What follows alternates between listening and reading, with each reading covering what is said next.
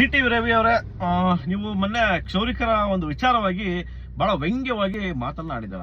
ಒಂದು ವಿಚಾರ ಏನು ಅಂದ್ರೆ, ಈ ರಾಜಕೀಯಕ್ಕೆ ಬಂದು ಈ ಅಕ್ರಮ ಒಂದು ಆಸ್ತಿ ಗಳಿಕೆ ಮಾಡ್ತಕ್ಕಂಥದ್ದು ಸಾಮಾನ್ಯವಾಗಿ ಸರ್ವೇ ಸಾಮಾನ್ಯ ತಮಗೆಲ್ಲ ಗೊತ್ತಿದೆ, ಸಾಕಷ್ಟು ಜನರ ಕಣ್ಮುಂದೆ ಅದು ಬಂದಿದೆ. ಆದ್ರೆ ತಾವುಗಳು ಹೇಳ್ತಕ್ಕಂಥದ್ದೇನು, ಕಾಂಗ್ರೆಸ್ನವರು ಬ್ಲೇಡ್ ಇಲ್ಲದೆ ತಲೆ ಬೋಳಿಸುವಂತಹ ಕೆಲಸಗಳನ್ನ ಮಾಡ್ತಾ ಇದೆ ಅಂತೇಳಿ. ಆದ್ರೆ ಇದು ಕಂಪ್ಲೀಟ್ ಆಗಿ ಒಂದು ಕಾಯಕ ಸಮಾಜ, ಸಾಕಷ್ಟು ಕಾಯಕ ಸಮಾಜದಲ್ಲಿ ನಮ್ಮ ಒಂದು ಕ್ಷೌರಿಕ ವೃತ್ತಿ ಇದೆಯಲ್ಲ, ಈ ಒಂದು ಕಾಯಕನು ನಾವು ಬಹಳ ಗೌರವದಿಂದ ಪೂಜಿಸಿ ಪ್ರತಿನಿತ್ಯ ನಾವು ಕೆಲಸವನ್ನ ಮಾಡ್ತೇವೆ. ಅದರಿಂದನೇ ನಮ್ಮ ಜೀವನ ಸಾಗೋದು. ಆದ್ರೆ ಈ ತರ ಕಾಯಕ ಸಮಾಜವನ್ನ ನೀವು ಹೀಯಾಳಿಸ್ತಿರಲ್ಲ, ಇದೆಷ್ಟು ಮಟ್ಟಿಗೆ ಸರಿ ಸರ್? ನೀವೊಬ್ಬರಲ್ಲ, ಸಾಕಷ್ಟು ಜನ ಹೇಳ್ತಿದ್ದಾರೆ. ನಾವು ಸಾಕಷ್ಟು ಸಾಮಾಜಿಕ ಜಾಲತಾಣಗಳಲ್ಲಿ ಪ್ರಶ್ನೆಗಳನ್ನ ಹಾಕಿದ್ದೀವಿ, ರೈಸನ್ನ ಮಾಡಿದ್ದೀವಿ. ಆಮೇಲೆ ನಿಮ್ಮ ಗಮನಕ್ಕೆ ಬಂದ್ಮೇಲೆ ನಾನು ಎಲ್ಲೋ ಮಿಸ್ ಆಗಂದ್ಬಿಟ್ಟೆ, ಅನಿವಾರ್ಯ ಆಗ್ಬಿಡ್ತು, ಹಾಗೆ ಹೇಗೆ ಅಂತ ಹೇಳ್ತೀರಾ. ಅದು ಸರ್ವೇ ಸಾಮಾನ್ಯ.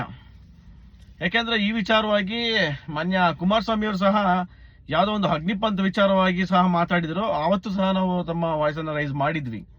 ಮತ್ತೆ ಮಾನ್ಯ ಮುಖ್ಯಮಂತ್ರಿ ಸಿದ್ದರಾಮಯ್ಯ ಅವರು ಸಹ ಒಂದ್ಸರಿ ಈ ತರ ನಿಂದನೆ ಪದವನ್ನ ಬಳಕೆ ಮಾಡುವಂತ ಸಂದರ್ಭ ಅವತ್ತು ಸಹ ನಮ್ಮ ಧ್ವನಿಯನ್ನ ರೈಸ್ ಅನ್ನ ಮಾಡಿದ್ವಿ.